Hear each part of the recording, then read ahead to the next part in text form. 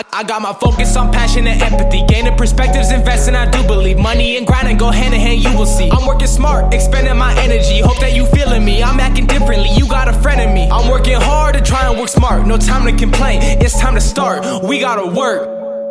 Future Millionaires.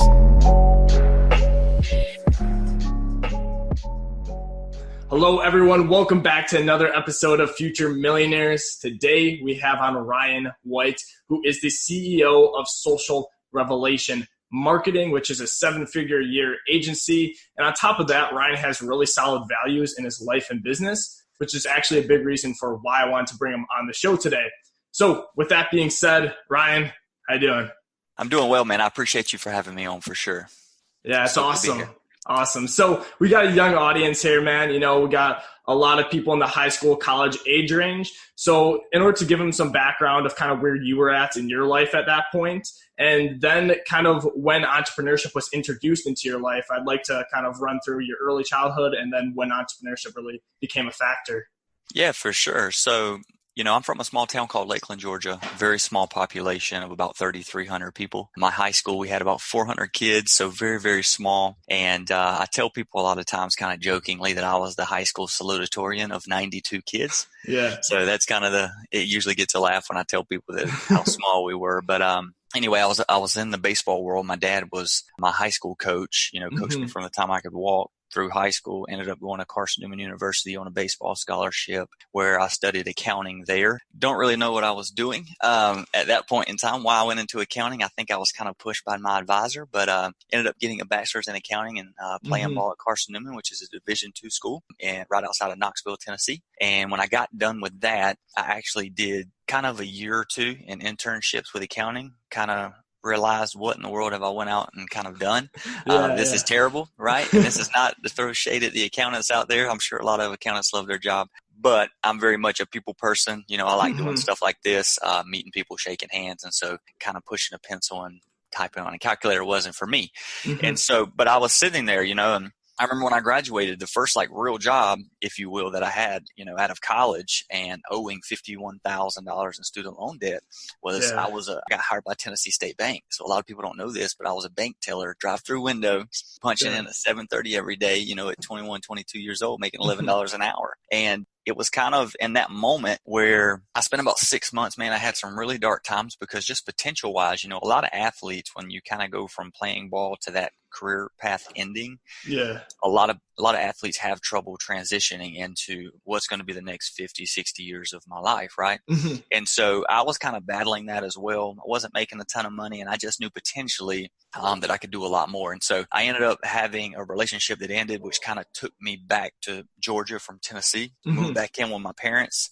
And, it was in those moments where actually both my parents were high school educators. And so, my dad was with high school, my mom was in elementary school. But the point is I'd started taking what's called the GACE test in order because, when you're a lot of times when we don't know what to do, we go back to what's comfortable. So I was literally taking the GACE test to become certified to teach math because I was going to go into education and become a coach like my dad. And luckily, God had a different plan for me, thankfully, right? And so I got blessed with the opportunity to an old coach and a guy I used to play with called me up and he said, "Hey, man, I got an opportunity for you to get back into baseball through travel baseball coaching and private instruction." And so I ended up moving to Warner Robins, Georgia in 2013. And I said, let me pump the brakes, on the education thing because I was about to go get my master's in that, right?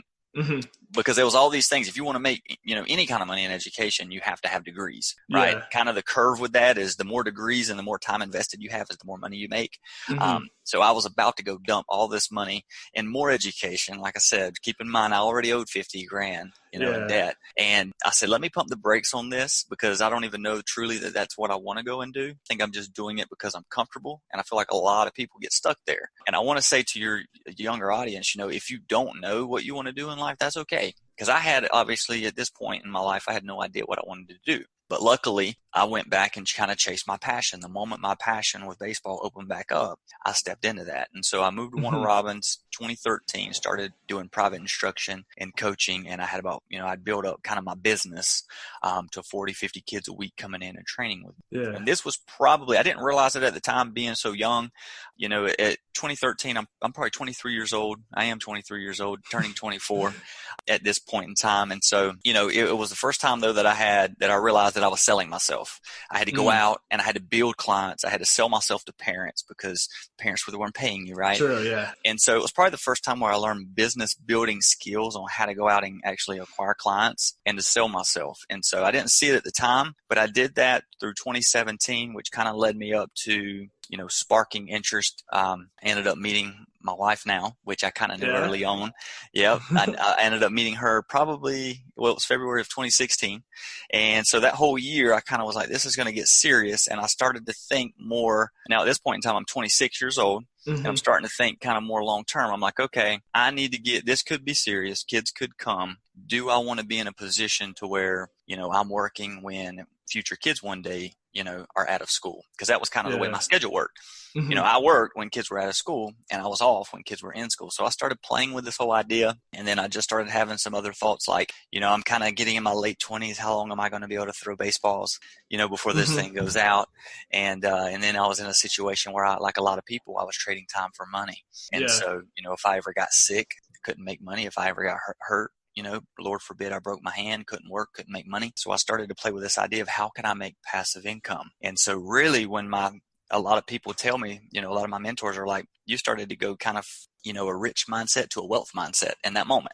It was the first time you probably started thinking wealth because you tried to start transitioning into this passive income. And so I didn't know how, things were going to change for me. But the one thing that I did know was I wanted things to change. And so I started focusing on growing my Instagram channel with the audience. And the reason I did that was because I didn't know what business I wanted to go and have, but I knew it would be easier to get off the ground if I had an audience. So I just started doing, and it was through the act of doing that actually the Social Revelation marketing company that I have today kind of fell in my lap, and it turned into a 7-figure company. So that's kind of the story from high school transitioning into college to the baseball world into with what I'm doing now with Social Revelation. Yeah, definitely. So, let's pick it up from there then, because you start with Social Revelation, and clearly, like you talked about how you had to get outside your comfort zone to do that, which I'm huge on, like always preaching that. So I love that, you really benefited in your life from doing that. So you get into Social Revelation.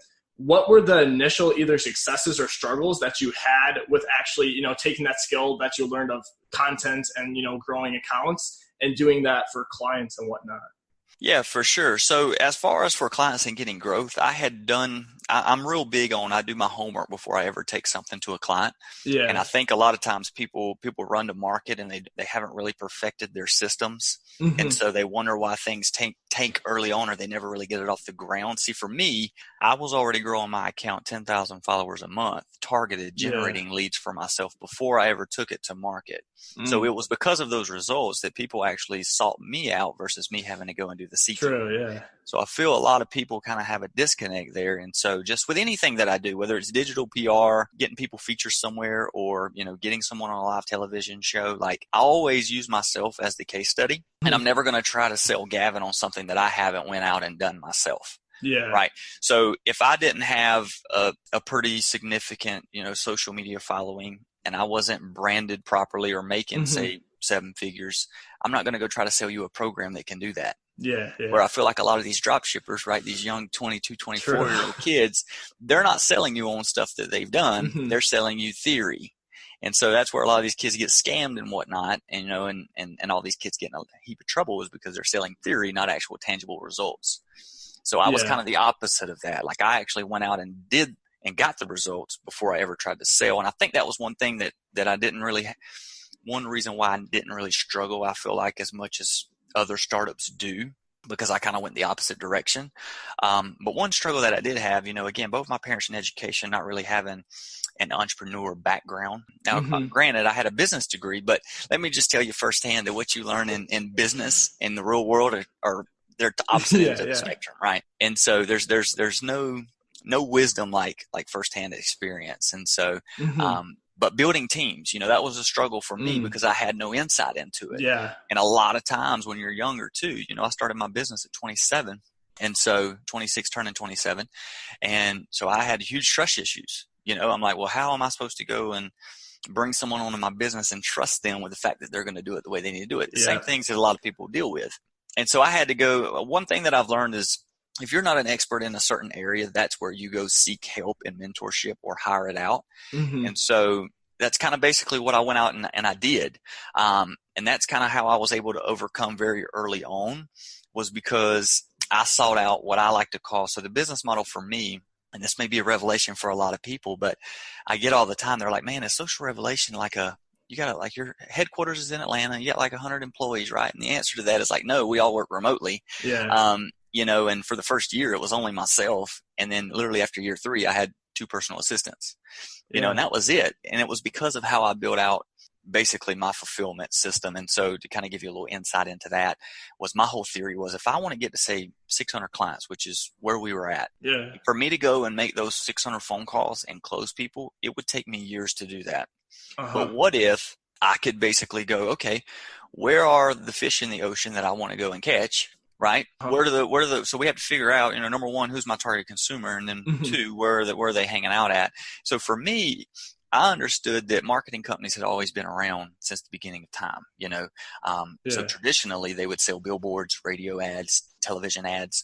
But when I got in, social media, especially Instagram marketing, was a very new concept. And here in South Georgia, I was like one of the very first ones doing this. And so for me, I said, what if I go to those companies, approach them, give them, say, let me take your company's account, show you what I can do in 30 days, get you to see value in that. And then if you accept, you add my stuff to your pitch deck. And then in that moment, I get access to your 150, 200 clients immediately. And so I went and I've traveled to Detroit, Michigan. I locked that deal down, and then I replicated. So that was my very first one, was in Detroit. And then I replicated that model with other partner agencies, as I like to call them, and all parts of the world. So I went to LA, I went to New York, I went to West Palm Beach, Florida. We have one in Vancouver, Canada. The list goes on and on. I've worked with companies in Australia. And so by tapping in and getting them to see value in what I'm doing, it allowed our company to focus on just fulfillment. Because there's another thing, in order to keep overhead low, a lot of companies fail in the first 2 to 3 years because their overhead is so high. Why? But a lot of times because they're trying to go spend money on all this advertisement, marketing, salespeople to go and get lead acquisition. Whereas for me, I kind of went the opposite and said, you know what? These companies already pay money, pay payroll to have salespeople on the ground floor selling. What if they went out and paid all that money, and then when they close, all that kind of flows back to me, and we just focus on fulfillment? That was how I scaled to 600 clients in 18 months and got to a 7-figure company in less than 2 years. That was the model. And so I don't really think that I kind of realized what I was doing with the first one, but it was working so well. I said, I got to replicate this.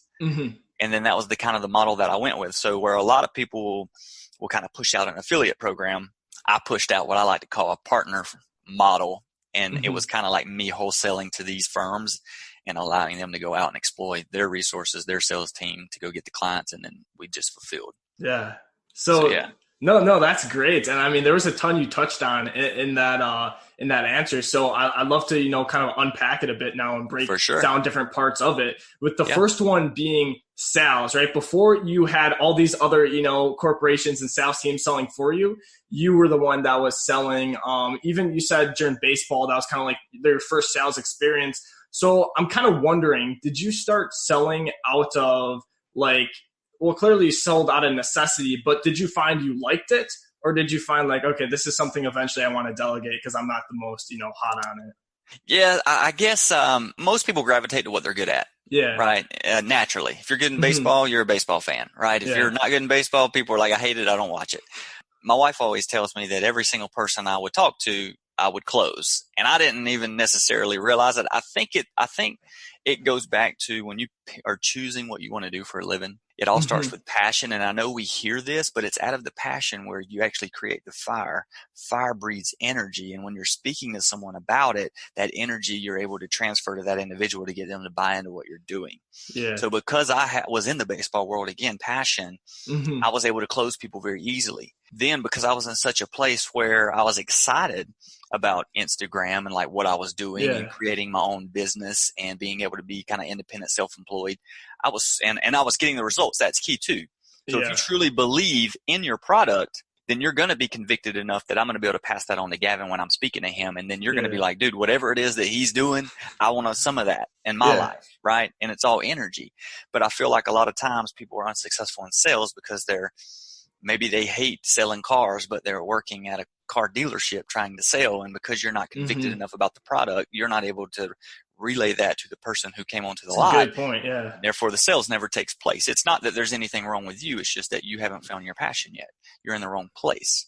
So a big thing is getting people on the right bus and getting them in the right seat on the bus, because I feel like a lot of times people may be on the right vehicle, right? Sales, a lot of people are good at sales, but I feel like a lot of times they're sitting in the wrong seat. So they may be at a car dealership when maybe they're more passionate about, cell phones. So maybe they'd be a better fit at Verizon. That's just an example, but everyone has to kind of figure that out for themselves. Yeah, no. Okay. That's interesting. Just because I personally very much enjoy sales, right? So I was like listening to entrepreneurs and their stories too, because everyone has their own interests and, different unique strengths. So it's interesting to see how you still enjoyed it, but found a way to just make it more efficient for your company as well. So and with that being said, you built out, this team of VAs. And I noticed you said that when you started out, you didn't feel necessarily comfortable or really trust, other people to do as good of a job as you've done in the past with your clients, and you were kind of wary. And I know I can really relate to that, and other young entrepreneurs can too when you start getting to that stage. So what are tips for hiring and kind of to make that basically set the expectations and just have a, beneficial experience for both parties involved? For sure. So a lot of times when we don't have trust there, that may be because what I had to learn is that means we don't really trust or value our processes and systems, or maybe they're not even there. So for me, I had a lot of trust issues because I didn't have any processes or systems. So number one, I didn't really know how to properly train. Number two, I felt like I had to go out and give away just everything, when the reality is if you take the time to consider, okay, I'm going to have this VA that I hire, what systems and processes, security measures can I put in place, because you're you're preparing for that, so that when that hire does take place, you don't feel like you have to roll out just everything and just say, hey, here's what I got, take it, as is. So I think preparation is key. And I think having a system and procedures to train an individual that you bring on is going to be, super instrumental in not only you benefiting, but the VA coming in and saying, hey, I have a proven system. I know what I'm coming into work to do every day, versus it feels like we're just winging this. Right. Yeah, definitely. But then it goes back to the whole concept too, two batteries will always, produce a stronger current than one. Yeah. Right. And so in your mind, mentally, and I guess for the first part of it, I realized that for me to do $500,000 a year, how much energy it came from me. So in my mind, I'm going, how in the world am I ever going to get to a $10 million company? It's physically impossible by yourself. So at some point you reach a deciding factor. You spend the time to go build out the systems, and you have to kind of lean on that trust, and you do the best you can as far as the protective and the security measures. But the reality is, if you ever want to be a 10, 50, $100 million company, you can't do it alone. It does require a team. And so again, it's just the whole concept again, that two minds will always be greater than one. Even if and I had to come to the realization too, that say I hired, Gavin into my company. No, Gavin may not be able to do this particular thing as well as I can.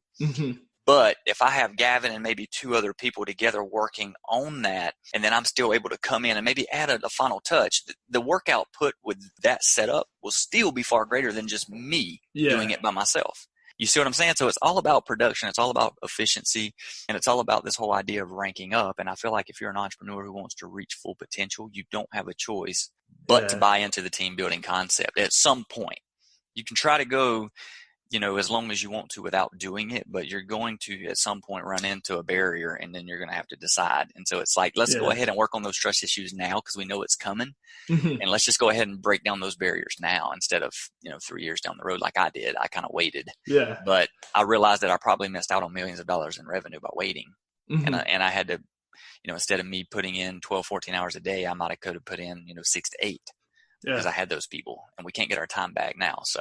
Okay. So when you started building out systems too, was it kind of like just using logic and YouTube, or did you seek out like a mentor who has built out systems before? Like, how did you kind of like figure like, this is what I want to do? And then, how'd you actually implement that? Exactly. So again, remember going back to team building, that was not my forte. It's still not my forte. I love connecting with people, but I'm not the guy who looks at Gavin and goes, "Oh, he's great at this. Let's put him on that and ride." You know what I mean? Yeah. That's not my skill set of where I thrive. And so I'm a big believer in keeping people where they specialize. So I definitely, as I was moving through, I sought mentorship through, it could be friends of mine their specialty was team building. I have a buddy of mine, he basically is the owner of one of my largest partner firms, but he's kind of become a brother to me, and he builds teams like this. He was really big in the network marketing world. And he had over, I think, 30,000 people in his downline from like 17 different countries. So the guy knows how to like build teams and whatnot. So if you don't know, that's okay, but maybe seek out mentorship, or if you can't find someone who's willing to help you, definitely invest in maybe paying someone to come in and help you do that, because once that's done for you, it's just the ROI that you're going to make from that being in place is probably going to be 5 or 10x. Oh yeah.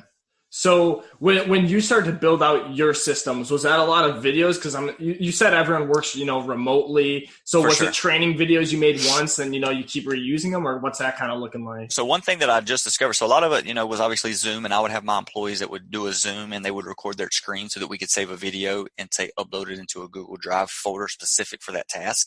Okay, so you can kind of like see what they were doing and whatnot? Of course. Okay, so exactly. So let's just say, someone pays and we're going to go through an onboarding process of how to submit the client and go through fulfillment. Yeah. I could have them from the moment, my VA goes into, the email and sees the payment. Let's go into a Zoom, let's screen record, and let's show all the action steps on screen that we do from here. And then, we create a video, record it, we put it into a G Drive folder, and we label that onboarding, so that if I was to hire the next person or this person's sick, I can say, hey, if you need anything in learning how to do this processes when it comes to training, we get to refer back to that onboarding video. And then recently I got stumbled across a little thing called loom.com. Loom videos. I don't know if you know them, but that's huge for training. If it does one thing well, with you actually being able to have your face in a circle talking as you're doing the physical task, if you're not on loom.com, that's a perfect way to train, because probably even better than Zoom, because you can screen record but have kind of you talking over it the whole time. So between Zoom and Loom, it's funny how those are kind of the same thing. But yeah, dude, that's perfect for training and setting up systems. Yeah, definitely. And I know Loom actually just cut their prices in half too. And I'm pretty sure they added in a student discount for free. So, a lot of younger listeners use that college email, get it for free at the premium version right off the bat. That's it. Record a Loom and send it to your VAs and just show them exactly this is how you do it. Maybe even as the owner, since you've already been kind of doing the stuff anyway, you know how to do the process. So go ahead and maybe fulfill that one client on like a recorded video. Yeah. And then send it to them to watch and say, hey, just replicate this. Pretty black and white at that point, Yeah, plus you can just share the links on Loom instead to the folder. So, I love that. And then how do you set up expectations to when you hire? Because this is, clearly super important. The whole process is what's helped you scale. So I want to stay on it just a little longer with setting up expectations to make sure that, if things don't go well, they kind of understand that you guys can break off, or, they understand how they can improve in the company, for their income level and whatnot, and just build a future with your company and your team. For sure. So for me, obviously my wife and I, we have a vlog channel. So we use VAs for pretty much everything. Obviously we take the raw footage, we upload it to G Drive. We have a VA that goes in, downloads, and then he basically makes the final version and uploads it, the final in there. So anyway, my point is you can use VAs for virtually anything, but in order to set expectations. So the reason I brought that up was because when we went to hire that individual for that job, I'm a big believer in having a trial process, a trial period. It's huge, especially when you're working with people from overseas. It's kind of the culture now in a sense, because how in the world do I vet someone who maybe who might live in the Philippines halfway across the world, and I'm in the States. So what we did was we actually, and you can do a paid version or a non-paid version. It kind of depends on your needs and the situation. I think depending on the job and the project, it just kind of depends. For us on this particular case, we actually did a non-paid kind of trial, and it was simple. So the way that we had it done was, onlinejobs.ph is a great place to go for high quality Filipino VAs, by the way. Yeah. And so we went there and I basically wrote out exactly what we were looking for. Hey, we're going to start this vlog channel, and we actually had sample footage. And so basically what I did was I had people respond to 3 different questions, and in those 3 questions, virtually the best one was, please email us your top 3 like vlogging projects that you've worked on, which allowed us. So we had about 15 people reply, and we went through and we were able to kind of see people's top 3 videos, figure out what vibe it was that we wanted to go with. And based on those, portfolios, what my wife and I did was we listed down our top 5. And then so we addressed those top 5 people and we said, hey, listen, we can only hire one of you kind of full time to manage this thing. But so what we're going to do now is we're going to give you guys basically a trial sample period. And what we want you to do is we uploaded, here's the sample footage from one of the vlogs we've done. We would love it if you could go in, create a little 3 to 5 minute vlog of whatever it is, give us your best and submit it, and then we'll choose. And sure enough, what happened was the number 1 person we had wrote down from his portfolio was the one, in fact, that we liked the best, and we ended up hiring him. Now, the other 4 people, what was super cool about it was, the cool thing is they all did very, very well. Now, of course, we didn't hire them in that specific situation, but it allowed us to connect, change emails, change phone numbers. We have each other on WhatsApp. So any projects that come up now, that say our main VA can't do, we're like, hey, we have opportunities for you guys. So we do send them stuff. Now, they're not the full-time vlog guy, but we do still send them business because we made that connection. And if there's ever an opportunity to where we increase volume or maybe get into the, helping people create vlogs, we have now 5 very good people in the VA that we've already vetted. So I think having a trial process or maybe having a trial project so that you know what you're getting. I've just never been a huge fan of, hey, man, I'm going to start paying you, $1,500 a month. And then you go and hire them and you realize that they're not delivering up to your expectations or they're not doing what they need to do. In my opinion, that's just a poor job on you going and vetting that hire. No, that's super valuable because it's not even just the money, but just the time and energy and frustration, especially if you're dealing with clients and then they mess something up with that. Like just by implementing what Ryan just laid out, on this podcast, that's definitely going to save more so energy and frustration for sure. More than anything. And let me just say too, it's very easy to, because we all want to be go, quick, right? And I would say take time to invest more in the beginning to vet it, and just to understand that the next 3 years of your life is going to be a lot better. If you just take a little extra time to vet in the beginning, because so many times we're like, okay, let's go scoop the first person who replies to us and gives us the lowest rate. We'll understand that you're paying for the lowest rate, right? But then you want to get upset when they're not delivering up to par or there's issues, right? So I would just say slow down a little bit. Take time to actually vet in if you're going to hire remotely because it's super important and it's going to save you a ton of headache down in the long run. And dude, I've had to have 0 conversations with my vlog guy since we started this process. It's really been a blessing. Not a single thing. Wow. That I've ever had to. I mean, he knows it because it's his calling. I could tell from the way that he did like his video design, it was exactly what we wanted. So anytime we send him something, the only thing that we may is like, hey bro, like this is a great thumbnail, but we would like it if you could kind of just do it, but use this image instead. But as far as like quality of work, dude, it's most of the time he sends it, we take it as is and we upload it exactly as he makes it, like it's money. And so you said you like onlinejobs.ph better than Upwork too? Or I do. I do. I just use it a lot more. Now, again, there are probably certain things that maybe I would use Upwork for. Upwork for me, because again, we still do go out and we do lead generation. Like we have our own clients. Why? Because we make a better margin when we sell our own clients, right? Of course, yeah. So we have the model to where we fulfill for other people, but we also have our own clients. And so Upwork is an amazing lead generation tool. So I know that's kind of a little bit different, but I use Upwork more for lead gen.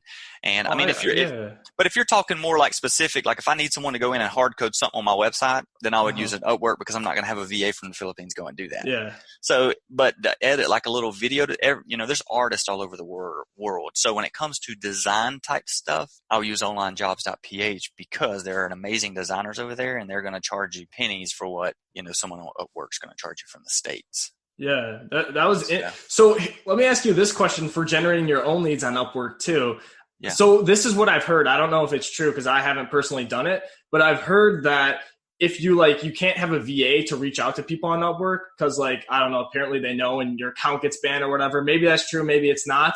But has it been, I guess, you reaching out or a team member if you're comfortable with answering that? So the key with it, yes, is you can't have different people logging in from different IPs of the world. So dude, go spend $15 a month and get you a VPN, a virtual private network in Atlanta, Georgia, and let your VA log into that VPN and log in as you. It comes from the same location. You'll never get flagged. That's how we do it. Okay. So VPN, or does proxy do the same job, I'm assuming? Yeah, you could probably use a proxy. We've just always, I run a lot of like software based things through VPNs. So I've always just used a VPN. But yeah, you could definitely test a proxy. I mean, whatever works. That's an awesome hack, honestly, because I know some agency owners that are like, man, I wish I could hire out a VA for this. So I'll give you credit for that one, sure, when I relay it to them. I appreciate it. Yeah, of course, Ryan. But so communication and white labeling. Holy cow, white labeling, it sounds like super smart. Like have all these different companies like hire for you. And it is, if you can pull it off, right? But me personally, I'm not going to lie to you, Ryan. I've had some bad experiences trying to white label my services, which were a plethora of things. A lot of it was just being new to white labeling. But coming from somebody who's done it again and again, I want to hear from you what the biggest things are to make sure that your process is streamlined and you're not confused with who's saying what and what's going on. The client's not happy. You don't know why. You don't have expectations. Like, I just kind of want to hear how you make that so wash and repeat and still get those great results for your clients. For sure. So, the biggest thing that I would say with that is never, never, never white label someone's service without testing it for 30 days and you and your account being the test project. Mm-hmm. Again, I will never go and try to sell something that I don't know is proven, and I don't know again, I may go sign up for something I potentially want to white label just to see the system. So I'm coming in as a customer, number one. And if it's poor communication, if I'm having an issue, sometimes I will create issues just to see the customer support situation. Smart, So you got to vet that before I ever bring it on underneath me. Again, too many times people want the quick fix. People don't spend enough time and they're just like, oh, well, this sounds like a great idea. I'm going to go white label and make a ton of money. And it's just very quick, right? We all we want everything in society in America fast. And so you got to slow down. You got to kind of use a little common sense. And so for me, I'll become a client for 30 days. Let me give you a perfect example. This is real life. It's just happening right now. When I first got started, we were in the Instagram automation world. Obviously we've kind of evolved now to where we're a full scale digital firm and we kind of offer a lot of things, but there's never before been a surge in my business revenues, obviously, than 2016, 2017, when Instagram automation was a huge thing. Yeah. We probably had $80,000 a month coming in on passive income, just from rebuilds. Dang. And then obviously, Facebook made a pivot and that went away and we had to make some adjustments in our company. But I would venture to say, so I'm throwing you guys a nugget for anyone listening to this. Listen up. But, TikTok is exactly where Instagram was in 2016. Okay. And it's a young demographic. And so there's virtually one, maybe two companies out there right now who are running TikTok automation. TikTok was smart enough to see what happened, so they made their API a lot harder to kind of tap into. Yeah. But there are companies who are good enough to do it, and I know two of them. Okay, one of them has already reached out to me and said, hey, man, we would love for someone of your caliber. We're not going to list this out to a lot of people, but we would love for you to white label what we got going on TikTok. So me and my wife and I, obviously, anywhere that, first of all, that there's 1 billion active users a month as well, you want to make sure if you're a business owner, you have a presence there. I don't care if you like TikTok, don't like TikTok. Yeah. Be honest, I don't really like Twitter that much, but guess what? I'm on Twitter. I have 15,000 followers on Twitter that I don't really post to that much, but I have a presence and I'm constantly still building that audience there. So my point is I'm going through the process now. So because they reached out to me, well, what did I do? So the way that I approached them, because I actually found the company first, right? Yeah. And so I go, oh, wow, no one else is doing TikTok automation. I already know how many millions I did from Instagram. TikTok is basically, we're entering that right now with where Instagram was 4 years ago. If I can be one of the very first ones and only ones offering it and be the first, because that's kind of what happened with Instagram is I got up. I was one of the ones that hit the ground and got kind of up. So when everyone in Instagram automation kind of come up behind me, I was already so far ahead, it didn't really affect my business at all. Yeah. People knew who I was. And so kind of the same thing. So I went and I found them and I said, you know what? I'm thinking about this would be amazing if I could white label it. So I signed up. Yes, I paid for the service. Put my TikTok on it. Next thing you know, I'm seeing my account grow 2,000 to 3,000. TikTok users a month. And I kind of saw the back end dashboard and I said, you know what? Even 2,000 to 3,000 followers a month is powerful enough that people targeted wise would pay for. Definitely. Would pay $150, $200 a month for it. So then I reached out and sent an email and I said, hey, Love what you guys are doing. Don't see really any other companies doing this. Would you guys be interested in bringing me on as a white label, person? Obviously, I have a huge track record. You can see I got an email response. I'm not going to drop the name of the company because then everybody would flood. But, of course, they emailed me back and said, hey, we've actually been considering, doing this and bringing people on, but we're going to keep it limited. But you and your company is the exact kind of preferred person that we would want to go and kind of white label this for us. Yeah. So give us 3 weeks. We're still building out you being able to customize your dashboard and be able to plug and play clients, but you'll be the first to hear when we have this built out. So now I'm sitting here and I'm already getting the results now. I'm already reached out to customer support and seen their customer support, how efficient they were. They responded me in 24 hours. Huge. So I know it's pretty efficient. I've seen the results on my page. I've kind of seen how targeted I can get. And so already on day one, when they go, hey, we're ready to launch this, I'm already pretty comfortable going and selling that because I've already now spent 30, 60, 90 days going through the process. It's vetted. Yeah. See what I'm saying? It's not like I just saw it, clicked on it and said, ooh, let me go add this to my cart and start adding this to my pitch deck that I talked to everybody without vetting it. So that's huge. And that's kind of something I'm working on literally right now because that could be the next, honestly, 50 to 100,000 a month, service that I go on white label. No, that is cool because wow. Yeah. That's interesting. So how do you go about, pitching these kind of automation services to clients? Cause I understand it's a little bit of like a weird spot where like, you want to inform them on what it is, but like a lot of times clients don't really know what you're talking about. And like, if you're white labeling it, just how does that kind of like pitch look like in the sales process? Well, for me, a lot of times if people ask me straight up, is it automation? Honesty goes a long way. A lot of people, it's kind of a word, that people, they kind of shunned, especially on Instagram, but don't get me wrong. People actually love when you tell them, hey, I can give you all of your time back that you would spend doing this yourself. I can go and do it probably even better than you, but you're not going to have to spend 4 to 6 hours a day doing this. Yeah. And I can have this system run, 18 to 24 hours a day for you. And it's going to be targeted in the way that I know how to do it. And trust me, I've been running this, this vehicle for 4 years. Yeah. So I'm probably going to get better results than you are doing it manually. And so when you tell people that and you tell people that it can be targeted and you just show them, the results, it's kind of like, if I was to give you, if you were going to go run a race, right, or drive a race with someone and I put you in a stick shift Lamborghini, but you were like, okay, I don't even know how to drive a stick. But this guy says, hey, bro, get out.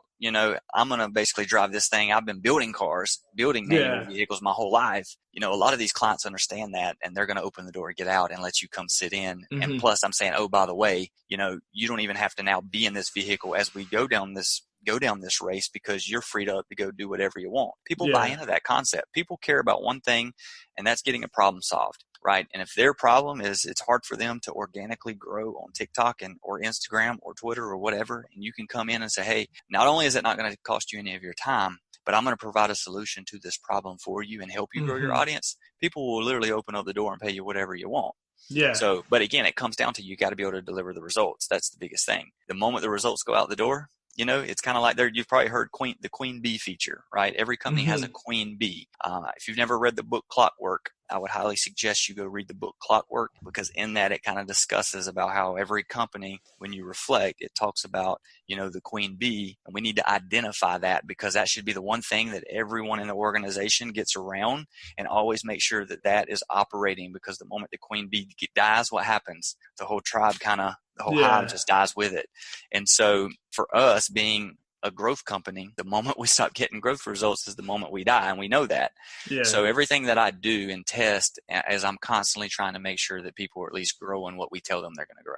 No, that makes total sense. So then when you're going about pricing your services too, not just with automation, but just with anything, clearly I know that's something a lot of business owners, especially younger entrepreneurs, they either undervalue or overvalue, or they don't know what the value is. So how do you kind of look at, picking a value that can be, beneficial for both people involved and duplicated? For sure. So me pricing, I'm a little bit, I have a couple things to say about this, but the very first thing is like most people, we tend to undervalue what we offer when we start real low because we want to try to get awareness. And I don't think that's a terrible thing in the beginning because it kind of boosts your confidence as a business owner to have people that you feel like want your stuff. Yeah. But over time, as I'm a big Grant Cardone fan, obviously, and so reading his books, you kind of learn that like setting pricing and whatnot, you do have to rank your mind up, right? You have to first believe that you're worth, say, instead of $10 a month, $100 a month. in order for you to offer and even be able to sell at 100. Mm-hmm. Same thing that when I do, like, I'm implementing a how to make more money online, and it's teaching people how to create an online personal brand, develop Mm-hmm. it, and then go out and properly establish it like a professional. And we do that over 8 to 10 weeks. So that program, though, is $3,000, just to run through that 8 to 10 week program. Well, for a lot of people getting in business, selling a program for $3,000, if you don't think that you're worth $3,000, it's probably like seems astronomical. You're like, how in the world am I going to get anyone? Well, the moment that if you're running those thoughts through your head and you're like, how am I going to get people, and you're questioning the $3,000 price mark, you're probably not going to get it. And so you got to remember, when you're pricing, you have to rank and scale your thinking up, and then your prices will kind of follow that. Now, the other thing I want to say is, you don't want to be caught in what's called no man's land. And some people, you may have heard this strategy, but when you're in war, trench warfare back in the day, you don't want to be caught in the middle because you'll be shot and killed. Obviously, that's kind of no man's land. So you have to do market research. You have to figure out, where is everyone else kind of floating?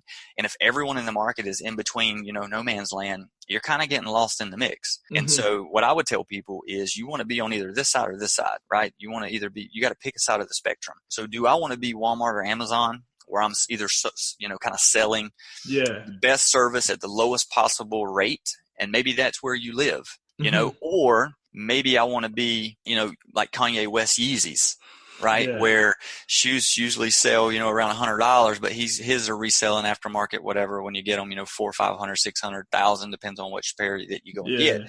So you want to be more of a premium, right? Because, but you have to pick and choose. This would be like Yeezys, Supreme, Off-Whites. That's kind of those luxury. They've chosen to go this way.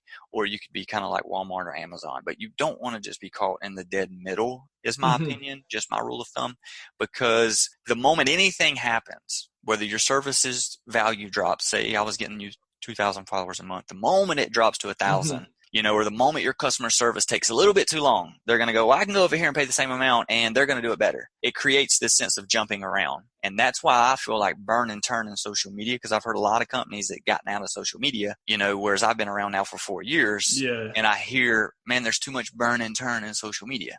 Well, that's because your pricing is in a situation to where they can jump. There can be burn and turn. But if I'm over here and I've got you sold on a 10,000 per month package, right? And the person below me may be offering the same thing, but his retainers are $500 a month. Perceived value wise, they're going, well, frick, there's no way I can go from here to go to there, because what I'm getting here, obviously they can't deliver what I'm getting here.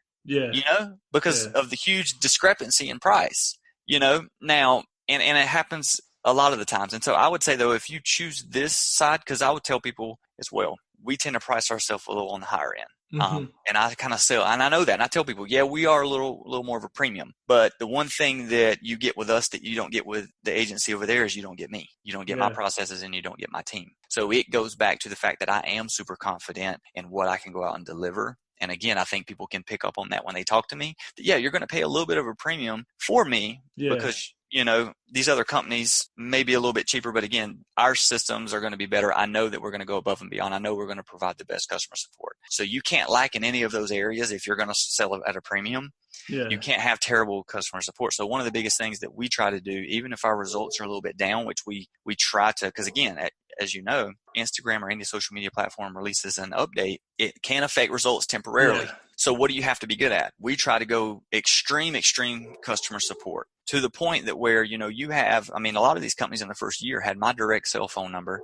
They have my direct email. They have the cell phone number to my assistants. Like, we're pretty much kind of within reason, 24/7 accessible. Me, obviously, we try to tell people we're not open on the weekends. And after about 7, I quit kind of replying. But the point is people feel good about just having, man, I got the CEO's cell phone number. So that's kind of why VIP customer support. You go to these other companies with thousands of clients, you're not getting the CEO's phone number. So that kind of sets us apart, which is why I can also charge a little more for it. Yeah, definitely. So one thing I heard you touch on there, and like I referenced in the beginning of the show too, one of the big reasons I wanted to have you on was just because of your values, and because I know that's like such a high priority in your life and your business, which I really respect. So I'd love for you to touch with your listeners a bit about your values, especially in how your personal values translate in business in a way where it's respectful to everyone and still, really becomes a big reason for, I guess, from what I've seen, your success in business. For sure. So my wife and I, yeah, we're spiritually backed, right? A huge part of my testimony is things that happen in business. And to be honest, man, I mean, I can kind of even go in. Your younger listeners probably need to hear this, so I'll kind of dive into it a little bit. Yeah, go for it. But this will be the first podcast that I've kind of even mentioned this because, when I was going through, I was doing 2 or 3 interviews again last year, kind of going down that whole verification thing. And then the moment I got married, got verified and all that, I shut down all the interviews because I was like, dude, I've done over 100 of these things. What's the point? So this is actually the first interview I've done since probably March of 2019. Oh, dang. So yeah, it's been a while. And I was like, yeah, I got an interview today. I was like, getting back on the horse. I'm going to start opening up. So this is a prime segue into, kind of my testimony. But so, I would just say, be mindful. Now obviously we are, Christians, my wife and I, but you have to be guarded in terms of, I'm not saying that money's a bad thing. Obviously, dude, I want to go make $10 million this year. I mean, don't get me wrong. Yeah. But I do think the headspace of where you're at trying to go and do that, you have to keep it in check, especially young listeners, right? So let me just say I was probably making somewhere around $40,000, $50,000 a year as the baseball instructor. Good year, I might have made 60 grand. And, but when I launched this company, at 27, 28, and you go to a 7-figure earner, at 28 years old, and you've never had that, you can get caught up in that whirlwind very quickly. Yeah. Right. And especially being in the Instagram marketing space because it's all about clout. Yeah, it's all about image. And so, you just have to be careful because we were in that world and we kind of got in that world for a little bit, to where, I had the Rolex, dude. I had the 6-figure car. We were going to designer, we would walk into Gucci, spend $3,000, $4,000, $5,000 like on a single trip shopping spree. We did all of that. And I don't say that, to impress you. I say that to impress upon you the idea and the concept that, I wish everyone, it's kind of like Jim Carrey says, I wish everyone could be a millionaire and be super famous because you would realize that's not the answer. It's kind of like, we crave so much to get the $150,000 BMW i8. And the reality is, it was amazing. Dude, don't get me wrong. Every time I walked out to get in it, I knew what it took to get there. So you felt a sense of accomplishment. But let me tell you that 6 months after I was driving the car versus the day I bought it, completely different headspace. Not that I didn't appreciate it. It's just it's a material thing. It can't fulfill you forever. Yeah. Same thing when I bought this Rolex, which I bought for a completely different reason. It was, I want to use it as a family heirloom to give to my son or daughter one day. Yeah. That's kind of why I bought it, and it holds its value. But my point is, even putting it on every morning, do you think I look down and go, oh my goodness, the answer to that is no, I don't. It's a watch. And so, but my point is my story is, last year when everything flipped, so I told you I was making probably $80,000, $90,000 a month, for a huge portion of my career since I launched my company. And then Instagram made a little pivot, and it wasn't just me that got hit, but virtually it was the API. My system that was designed could no longer do what it was designed to do. Therefore, results didn't happen. That queen bee got crushed. And so we lost 70% of our revenue, literally virtually like that. Yeah. I mean, within 60 days, we were probably making $10,000 a month. Well, when you set a lifestyle, right, when you set a lifestyle to where you're making that money and you depend on it. Now, luckily, I was smart enough being an accounting major to put money away. So we made it, and it wasn't like we were just awful. But my point is I got into a different area that was a little more gray, right? Nothing, I'm not saying like drugs, alcohol, nothing like that. It was still in the social media space. But my point is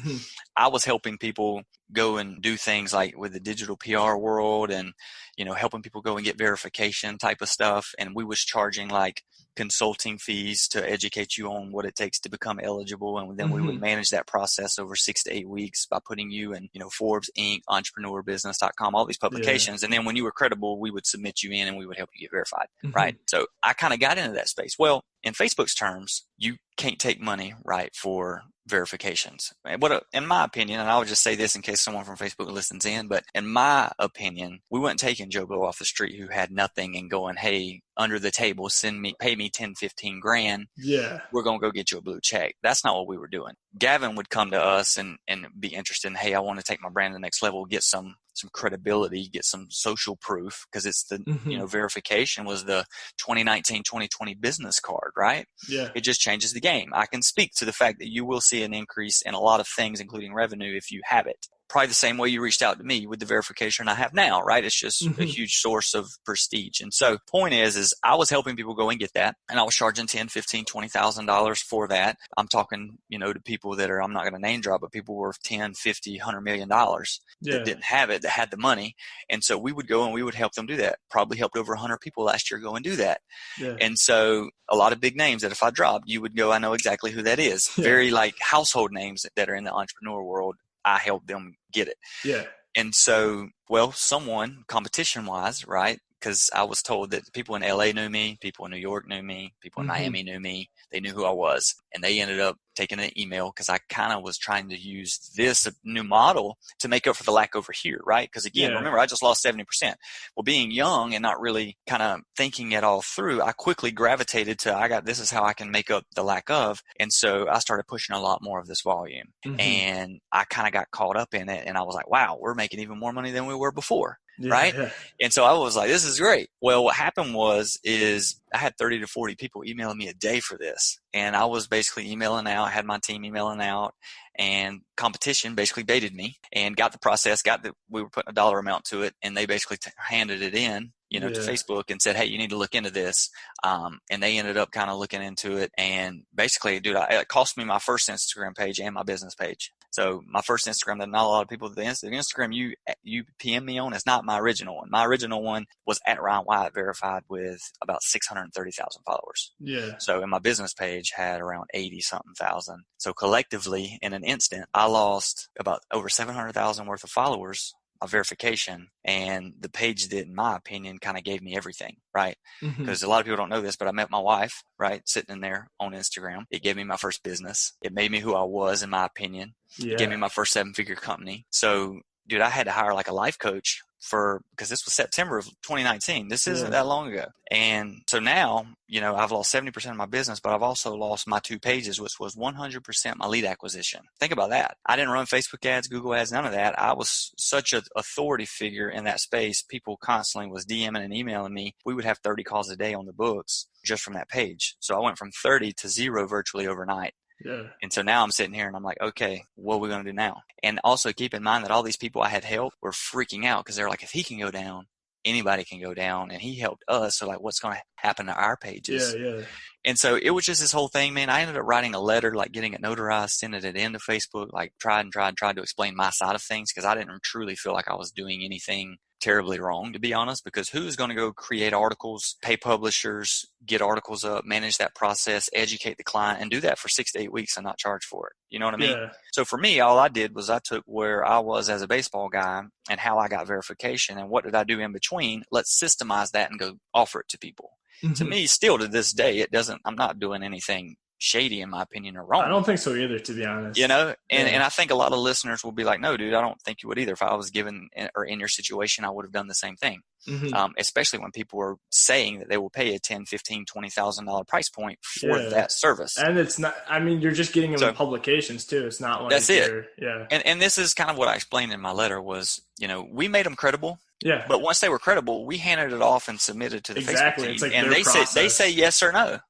So when they say yes and you give it to that individual, we didn't charge on the back end for that. We charged on the front end for consulting and managing. So again, to me, you can call it a gray area. We'll call it a gray area. But because I dabbled in the gray area, kind of chasing money, I ended up, it cost me my page. It cost me my business because I was very much trying to keep up with this lifestyle. Again, I was young, dude. I'm only 29 now. I'm 27, 28 years old. Yeah. And so I'm saying you have to be guarded. You have to be cautious. And so a huge part of my testimony, which will bring all this around to go back to your original question, but to top it all off, a lot of people don't know this, but that car right there, that BMW i8, to kind of finally get it to a conclusion, I ended up totaling that car December the 19th, 2019. I got into like the whole front end ripped off, $50,000 worth of damage. I ended up walking away from it, but it was kind of like all this culminating to, spiritually, God was like, hey, listen, I gave you all this, but responsibly, you didn't take care of it. So he basically took every single thing away from me down, like just pulled it away. Yeah. So, and when you think about like how much I achieved in 2-3 years and then to virtually kind of be coming back into having to hire a life coach and whatnot in January, which granted, dude, we're in a far different situation now. So I just want to say that,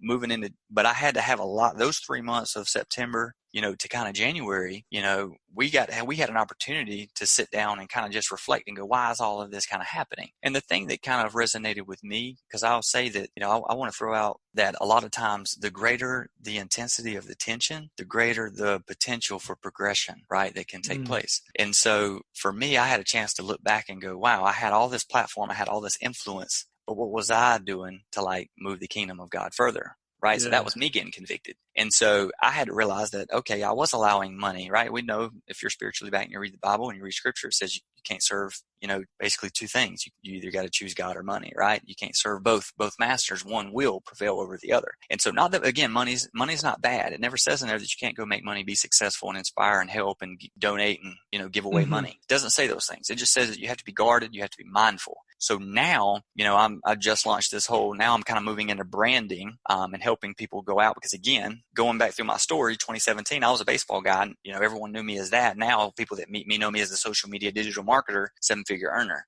So it's like, how did that guy though? I meet people 3 years ago that met me and they're like, dude, how in the world did you become that quick? Yeah. Branding. So I'm going to teach people how to go and do that. And so now we're putting in systems and processes to go and teach that. And I'm selling it, a one-on-one little, live case study with me over 8 to 10 weeks, and it's $3,000. So don't get me wrong, we're making money again. Okay. Yeah. So, but the point is I remember I used to walk around. I used to tell my wife, I'm like, I never really felt like I had a powerful testimony like a lot of people do. You hear people that are on drugs, alcohol for forever, and then they have something that happens and then they get sober, they find Jesus and it changes their whole life. I never felt like I had that. Yeah. But the one thing that I'd always kind of prayed for and wanted, maybe even subconsciously, was a powerful testimony. And I realized that exactly what he was doing was, not only did he put me on track, because Ryan was going this way and he wanted to put me and use my influence and all the things I was doing and take me on this trajectory, but he gave me that testimony. Right. And so it's pretty cool, because when you hear a story of me, of where a 20-year-old becomes a millionaire and is living this crazy lifestyle that you would have saw on my other page, designer, Rolexes, 6-figure cars, all of this. We went to Bora Bora on our honeymoon, dude. We were the youngest couple there. We're looking around at all these 70, 80-year-old people. We took a $20,000 honeymoon.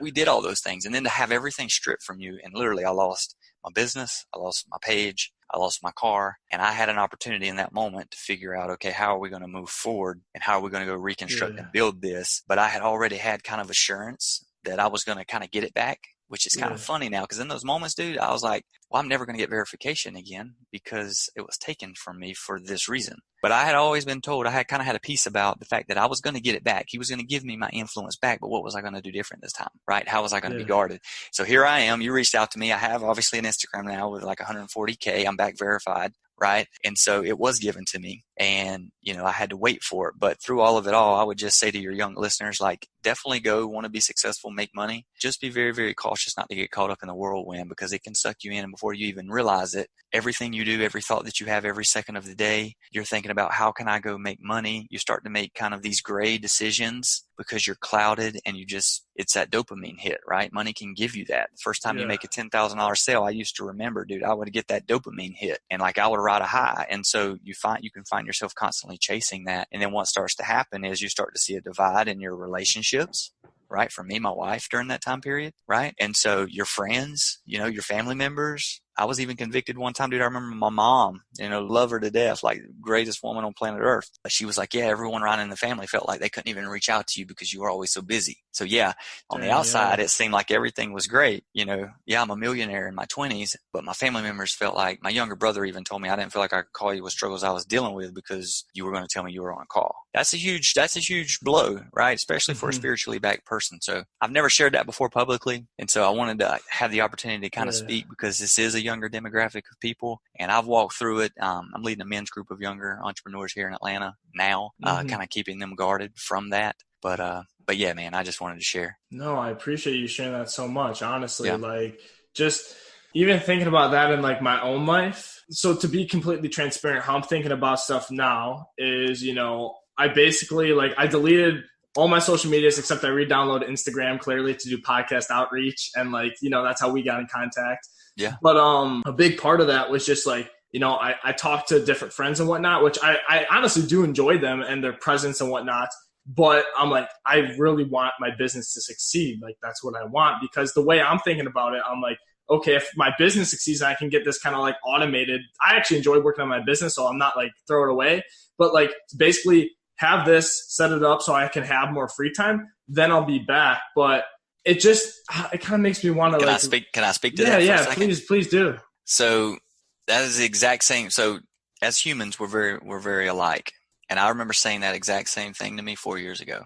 Damn, yeah. And let me just tell you that 4 years in, I still say those exact same things to certain people, but I catch myself now because I've been through it. I catch myself. And the reality is, especially someone your age, that you have to realize, it was told to me and I'll tell it to you, the work will never be done. You know, the day that you think that you're going to make $1 million and automate it and go spend all this time with your family and friends, because it's not a destination, it's a journey.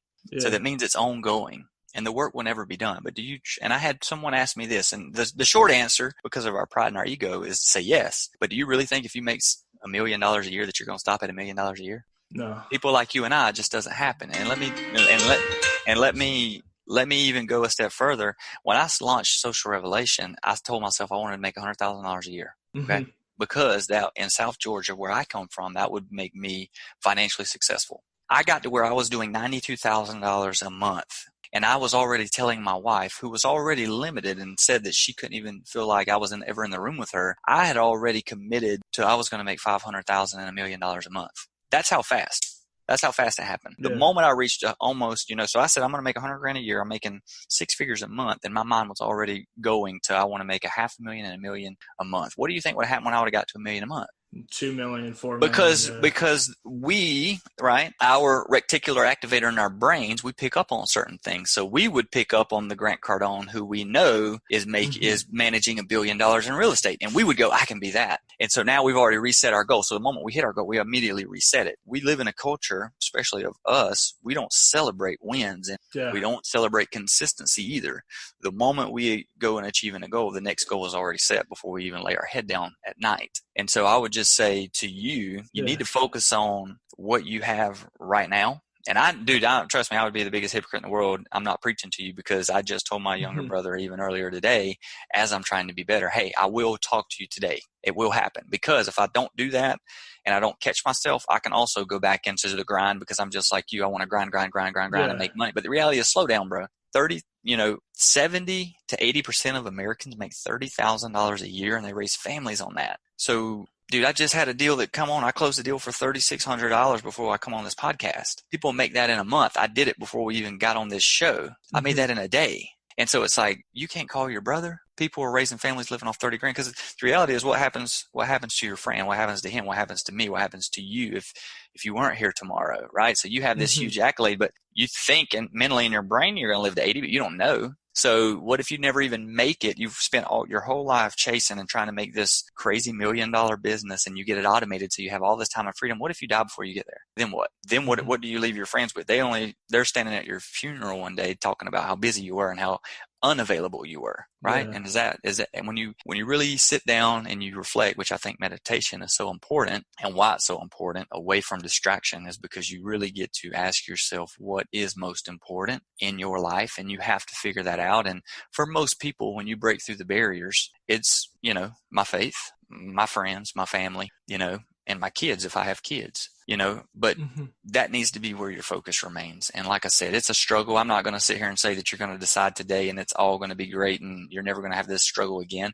I deal with this every day myself. I think every business owner, millionaire, I think they can all relate to this. But I know a lot of millionaires, bro, who are super unhappy and lonely because they never took the time growing up to invest in their relationships. That's a huge reason why I started a men's group here in Atlanta, which is very intimate. I lead a group of about 6 to 8 men where we can actually get together as men and be very vulnerable with each other. Like, dude, we can cry together, we can share together, because we live in such a world where masculinity is such a huge thing, and we feel like we can as men like share our emotions. But the reality is a lot of progression and healing comes from being able to share. So when I had that, I went through what I went through and I realized just how much of a lack there was in the world. And I said, you know what? This should exist. Because I know everyone else, just go to church and just ask anybody, hey, are you dealing with anything today? Everyone's dealing with stuff. So I'm like, why wouldn't I be the one to create this then? And so I did just that, because now every Sunday I have an accountability to lead those men. And so it gives me an opportunity as well, to speak to them we'll meet. Sometimes it goes 2 hours, sometimes it goes 3 hours, but there's no cap, and we meet every other Sunday. And it's the most powerful thing I think I've had in my entire life. No, that sounds amazing. I mean, I appreciate you so much sharing that. And,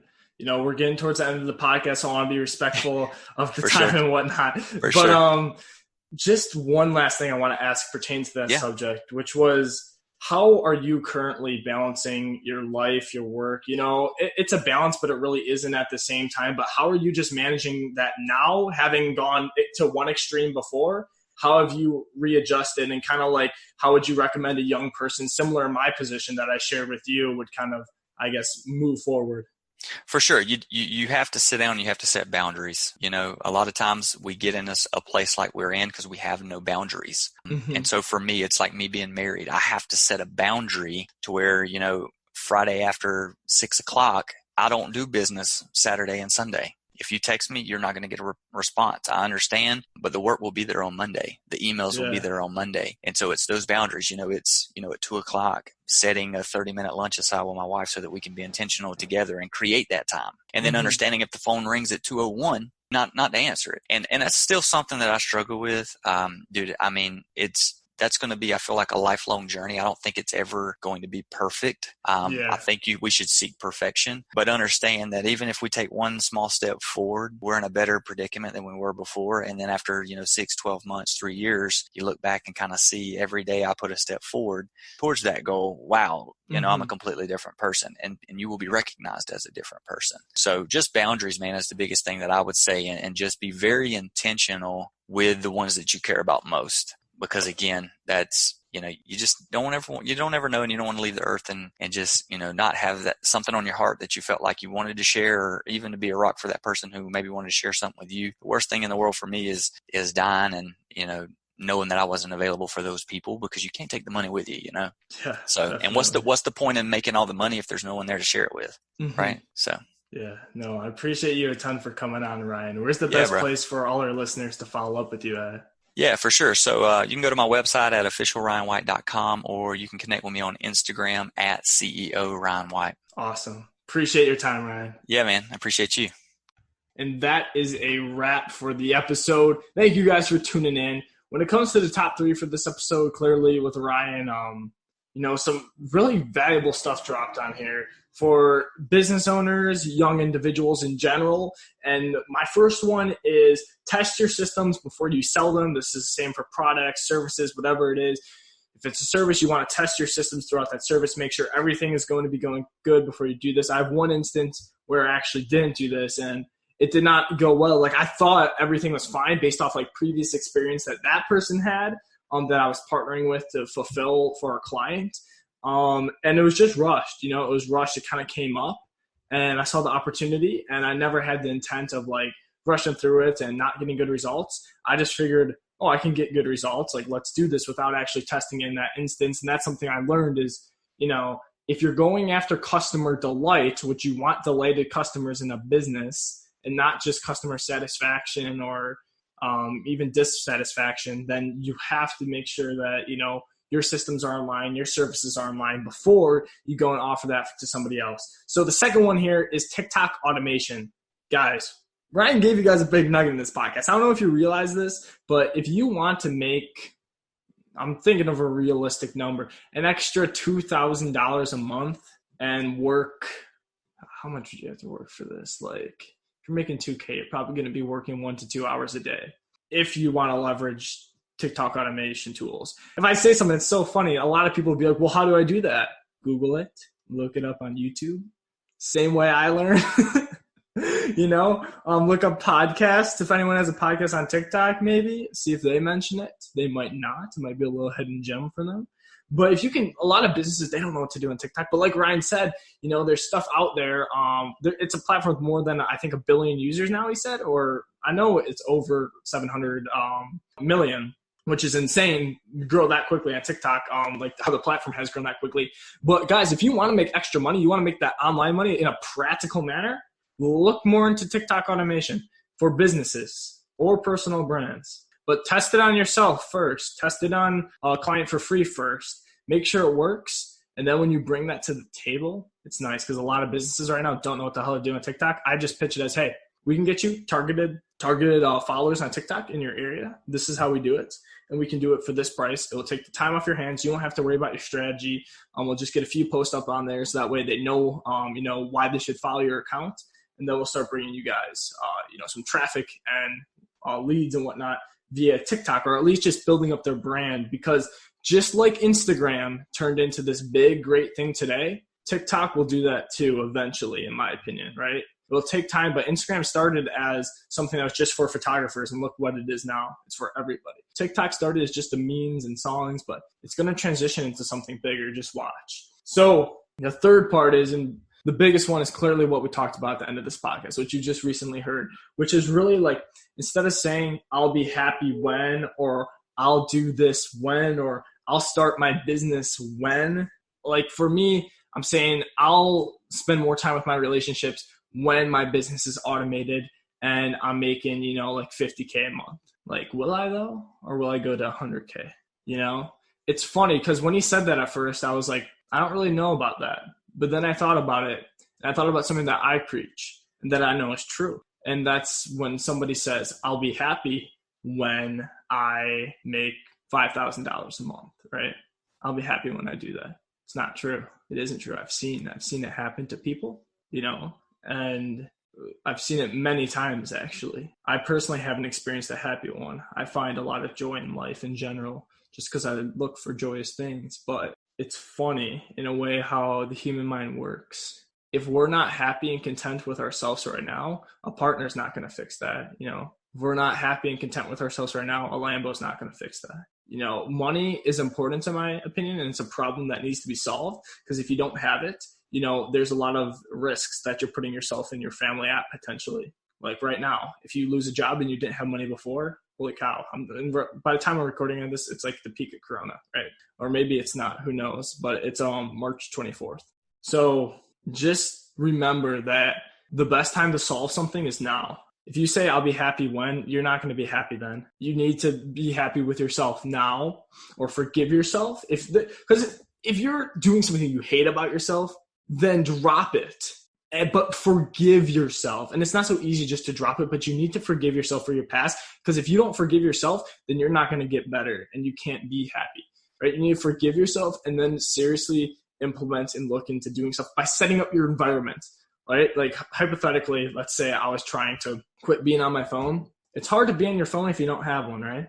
Extreme example, but that's what I mean. If I'm saying I'm trying to stop smoking marijuana, hypothetically, it's hard to smoke it if it's not in my house. Just saying, right? Especially now that we're all quarantined. So with that being said, it's important to remember that. And that's something I have to remember with the example I gave earlier. So I'm glad that Ryan was able to open my eyes to that, because that's an important thing. Spending time with others is an important thing, and it's not something to take lightly, especially other people that care about you. You want to reciprocate that to them. So I'm very appreciative for Ryan for doing that. It's I feel very blessed in my life, and I'm very grateful that he shared that, because I feel like a lot of people are going to benefit from that. And, it's just these things. So many people are freaking out about Corona.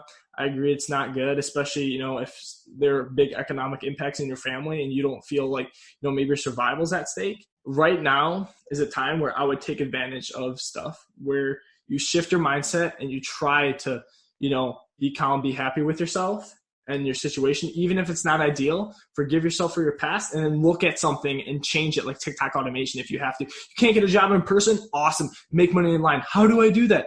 Look it up. But make sure who you learn from has actually done shit, and they don't make money selling courses. Like, that's their only source of revenue. Like, they've never made money in e-commerce. They've made money selling courses about e-commerce. Don't learn from those people, right? Don't. I've done it before, and I've got screwed. I got screwed out of about $1,500 when I was more so getting started out in my journey, which isn't a small amount, right? So I just wanted to share this with you guys because it's super important. And yeah, hope you guys had a great day, or if the day's still going, if you're starting out your morning, I hope it's killer, man or girl. But yeah, thank you guys for tuning in, and I appreciate you all.